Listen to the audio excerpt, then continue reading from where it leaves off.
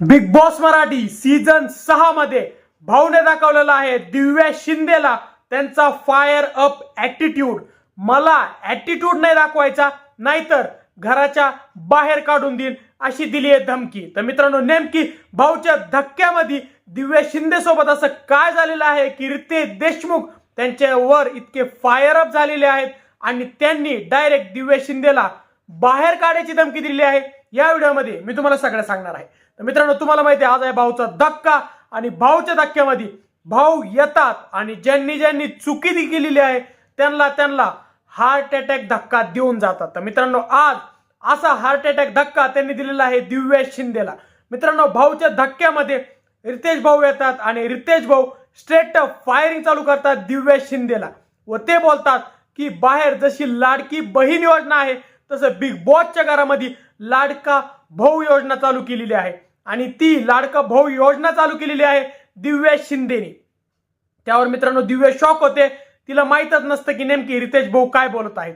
पण रितेश भाऊ बोलतात की तुम्ही घरात काही जरी निर्णय घ्यायचा असेल, काही जरी तुमचा ओपिनियन तुम्हाला बनवायचा असेल तर तुम्ही सगळ्यात आधी राकेश बापटला विचारता।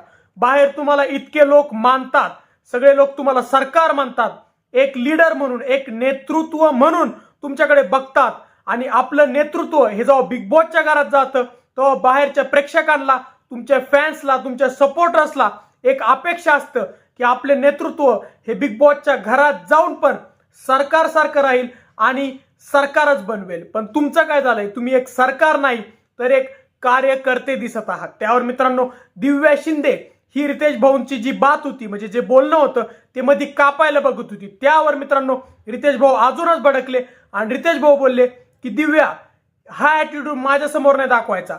या पद्धतीने जर तुला माझी गोष्ट टाळायची असेल किंवा कापायची असेल तर मी तुला स्ट्रेट अवे घराच्या बाहेर हाकलून देईन आणि हे सर्व सदस्यांना लागू होतं। तर मित्रांनो, असं बोलत रितेश देशमुखनी चांगलीच फायरिंग केलेली आहे आज दिव्या शिंदेची आणि समज दिलेली आहे की तुम्ही इंडिव्हिज्युअल खेळा आणि घरातली स्वयंपाकीन बनून राहू नका। तर मित्रांनो, तुम्हाला काय वाटतं की ह्या सल्ल्यानंतर किंवा धमकीनंतर किंवा सजेशन नंतर दिव्या शिंदे ही घरात सुधरेल की राकेश बापटची सपोर्टरच राहील? तुम्हाला काय वाटतं हे मला कमेंट सेक्शन मध्ये सांगा। व जर तुम्हाला आमचा व्हिडिओ आवडला असेल तर व्हिडिओला लाईक आणि शेअर करा व जर तुम्ही आमच्या चॅनल नवीन असल्यास चॅनलला सबस्क्राईब करा। धन्यवाद।